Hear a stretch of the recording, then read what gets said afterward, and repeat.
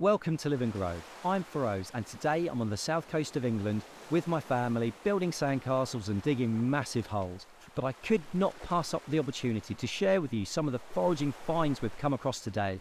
Let's dive straight in. The thing that really struck me as we arrived at the beach today was the amount of sea kale here. It's actually protected in the UK, so we won't actually be doing any foraging.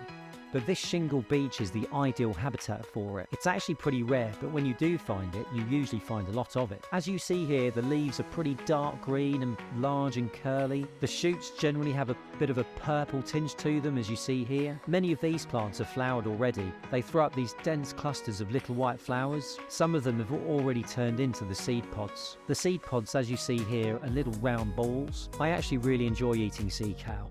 Many people liken it to spinach, but I find that it's got its own distinct flavour. You can use the young stems as like an asparagus replacement, but generally what we do is put it into a stir fry and use it as a replacement for cabbage. Now this next one, Sea Beet, is a pretty good replacement for spinach, and I do agree it does taste a bit like spinach. This one again is found in coastal areas and on beaches. It forms these dense clump of dark green leaves, but nowhere near as big or the same shape as the sea kale. At the base of the plant, the dark green leaves are heart-shaped. The leaves higher up are more diamond shaped, as you see here. They're all glossy and hairless. The stems don't have any hairs and they're often striped red. The flowers don't actually have any petals, but you see here they form on this tall stalk. On this beach here there isn't really anything else you could confuse it for. Common mallow isn't strictly a coastal plant, but I only live an hour up the road from here and I don't really see much of it, so I thought I'd include it here. It loves to grow on waste grounds and field borders as well as the coastline. All of the plant is actually edible, from the fruit, the leaves and the flowers, and it's pretty easy to identify as well. The leaves are what make it so easy to identify. They're roundish, almost like a shield, with 5 to 7 shallow lobes, and they're this lovely rich dark green colour. If you touch them, they're a bit soft, almost velvety. The flowers are pretty striking. Look at these purple pink petals.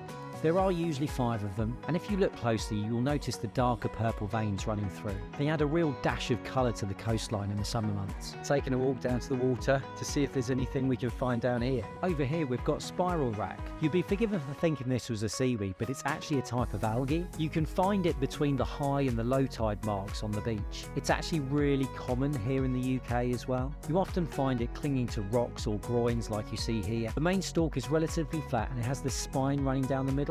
It looks very similar to the bladder rack, but it doesn't have air bladders. Instead, the tips of this curl into a distinctive spiral shape. These sacs, when you bite into them, are filled with a gel-like substance. To me, they're very edamame-esque. Over here, we've got some mussels. Not strictly a plant, but if you were to harvest these, you'd give them a twist, pull them off, and put them in a cold bucket of seawater. After a few hours you'd find that they'd spit out all the sand and debris that they might have inside them. These ones here are still a bit small.